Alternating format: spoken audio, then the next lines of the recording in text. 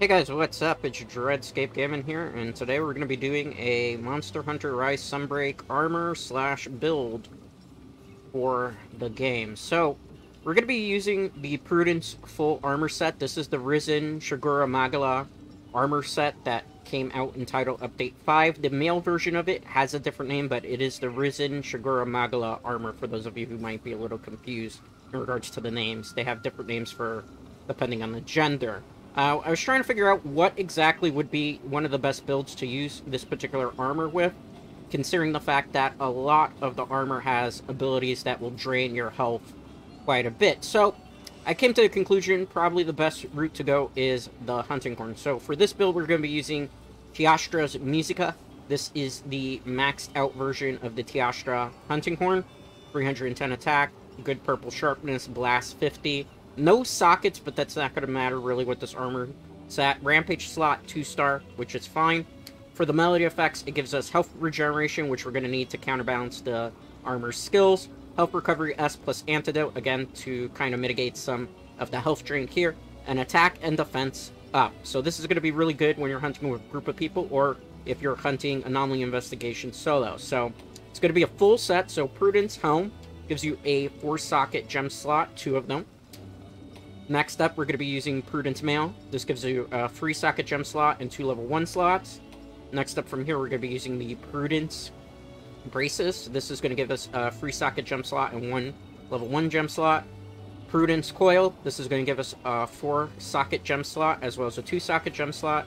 And then you're going to see Prudence Greaves, 4-socket gem slot, and a 3-socket gem slot, and a 1-socket gem slot. Now, for the skills that it comes with, out of the gates, it's going to give you Redirection level 2, Defiance level 2 on the home. For the male, it's going to give you Strife level 2 and Handcraft level 3. As well as the gloves give you a attack boost, as well as an ammo up level 3. For the gloves itself, it's going to give you Frenzied Bloodlust level 1, Bloodlust level 1, and then it's going to basically give you attack boost level 4, Speed Sharpening level 1, those are gemmed in. For the Prudence Coil, Frenzy Bloodlust level 1, Bloodlust level 1, and Weakness Exploit level 2. For the Prudence Greaves, it's going to give you Frenzy Bloodlust level 1, Bloodlust level 1, Strife level 1, everything else is gemmed in. For the Talisman, I'm going to be using a Critical Boost level 2 with a level 4 socket, or excuse me, a level 3 socket, and a level 2 socket, and a level 1 socket. So, full breakdown now for the skills that we were going to be using. First off, let's look at the armor itself. You're going to have 358 attack, 57 blast element. This is before you actually even augment the weapon. Now, for the armor itself, I did augment with 10 plus defense skills. So, the defense is going to be 974. I believe it's 936 when you're not having your armor augmented. It has -7 fire resistance, plus 13 to water resistance, -2 to thunder resistance, plus 13 to ice resistance, -17 to dragon resistance. So we don't really like to fight fire monsters, dragon monsters, and for all intents and purposes, thunder monsters. Now, let's go into the skills. We have attack boost level 6, critical boost level 3, weakness exploit level 3, handcraft level 3, slugger level 3, stamina thief level 3, ammo up level 3. It's not going to matter because we're not using a gun. Speed Sharpening level 3, Flinch Free level 3, Bloodlust level 3, Frenzied Bloodlust level 3, Strife level 3, a Blast Attack has been gemmed into level 2, Defiance level 2, Redirection 2, and Horn Maestro, which also was gemmed in.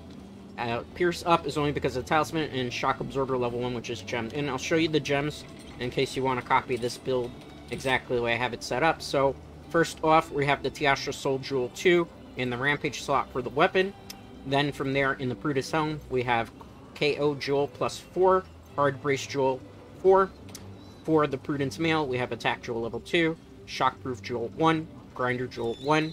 For the Prudence Braces, we have Attack Jewel 2, Grinder Jewel 1. For the Prudence Coil, we have Hard Drain Jewel 4, Critical Jewel 2. For the Prudence Greaves, we have Blast Jewel plus 4, but you could switch this out to something else. I'm just using it to give the Blast Whip a little bit more oomph. Attack Jewel level 2, and a Grinder Jewel 1.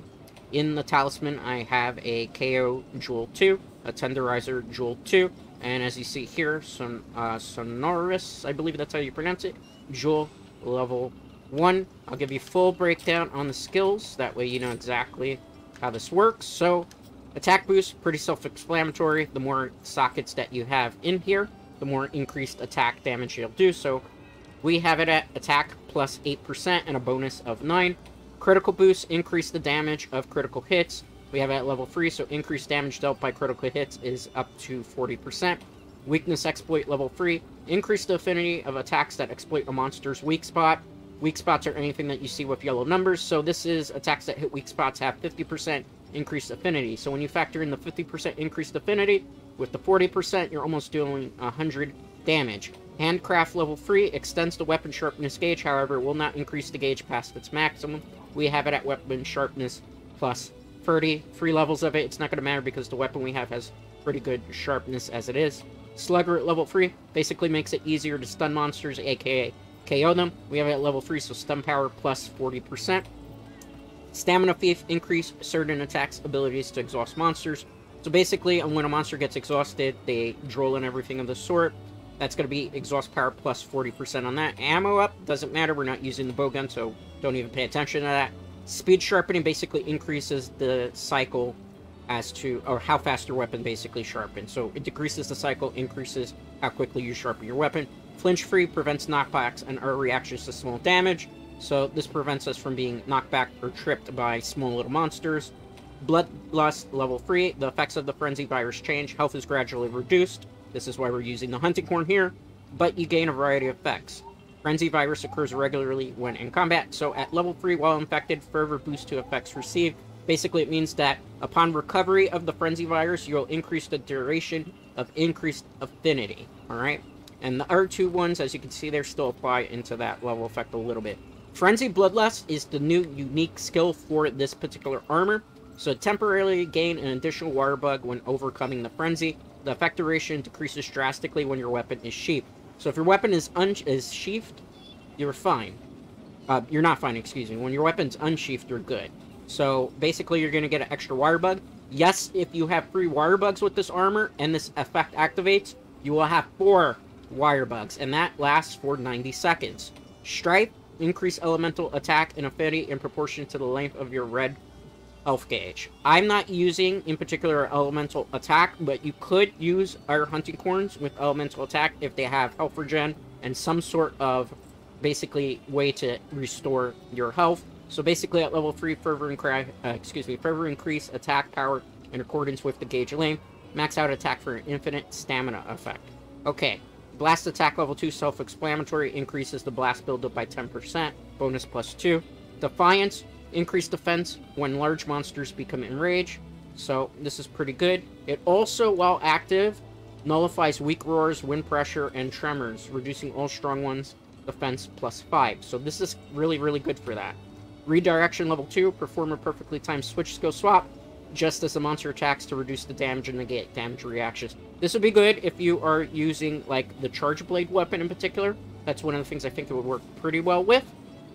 Another thing that it could potentially work well with is Insect Glaive or Dual Blades, but I'm not going to test that out. Horn Maestro, level 1, which is the maxed out one, increase overall performance speed and shockwave damage.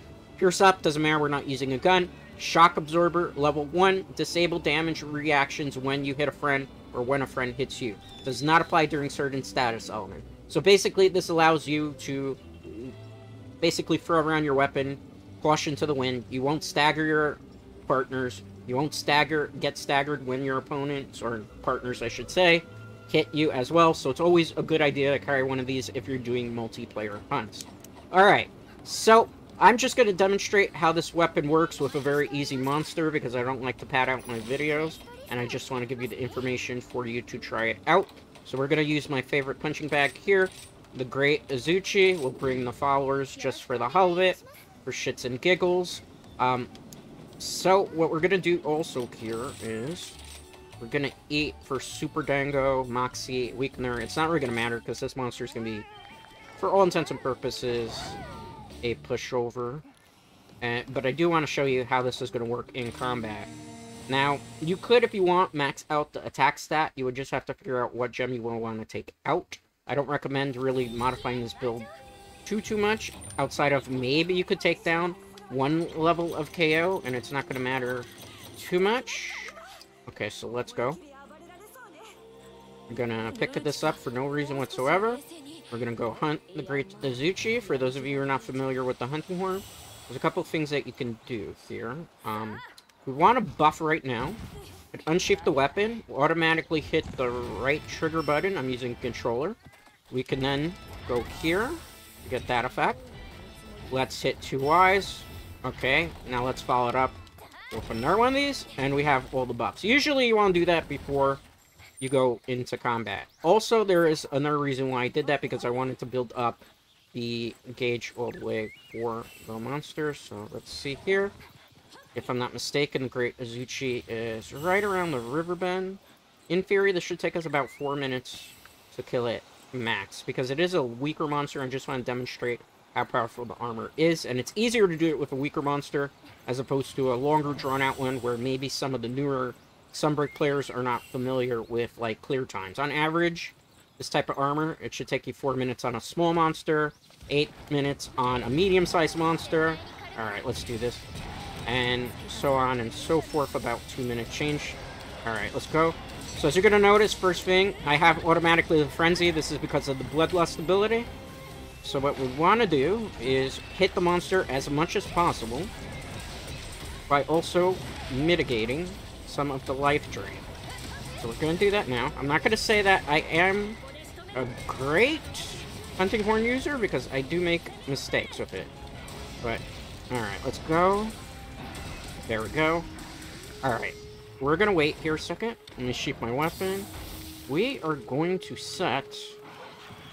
Oh, I don't have enough of it. Okay, I had a different plan, but unfortunately, not happening. I didn't have a cocoon still there.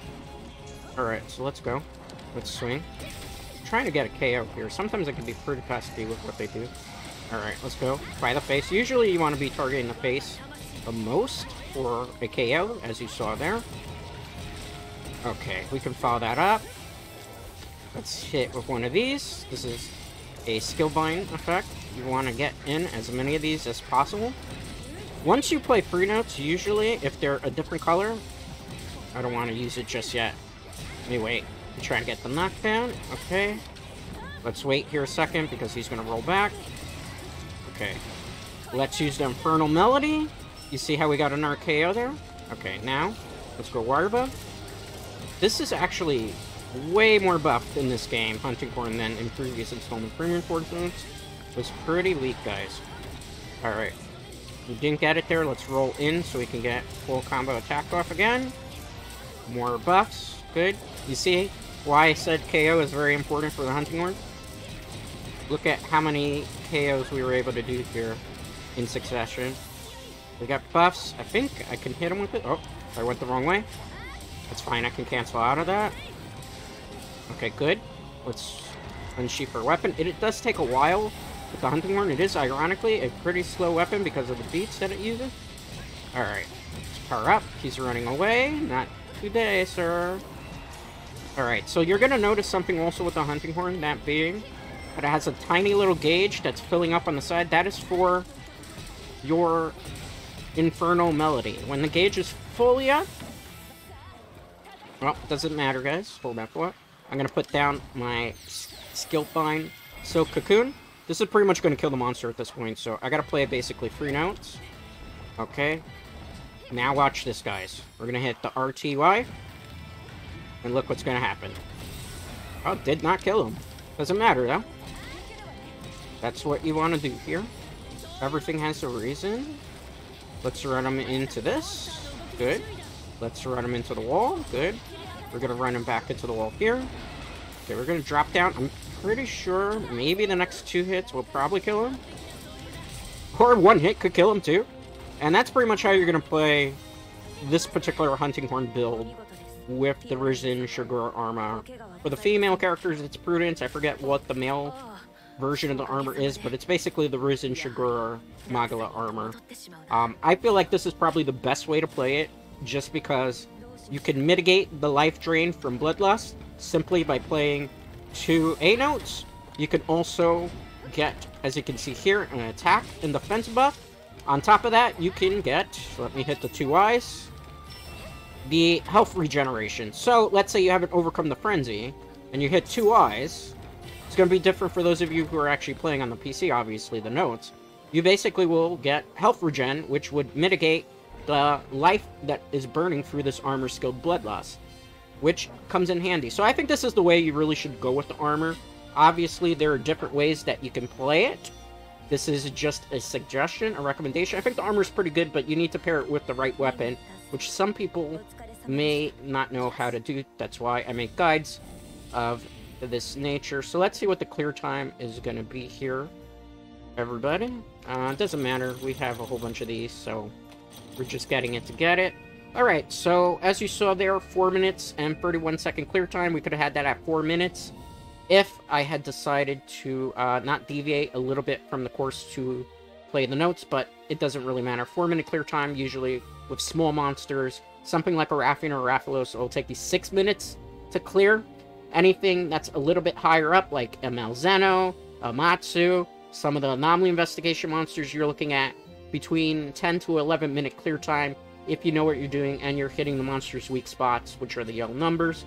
So that's pretty much going to do it for today's Monster Armor guide. I hope you enjoyed it. Please let me know in the comments what you think. Feel free to share your own build, and I will see you guys for the next one. As always, a like on this video is greatly appreciated. If you're not already subscribed to the channel, definitely consider doing so, as it helps the channel grow, and I'll see you for the next Monster Hunter.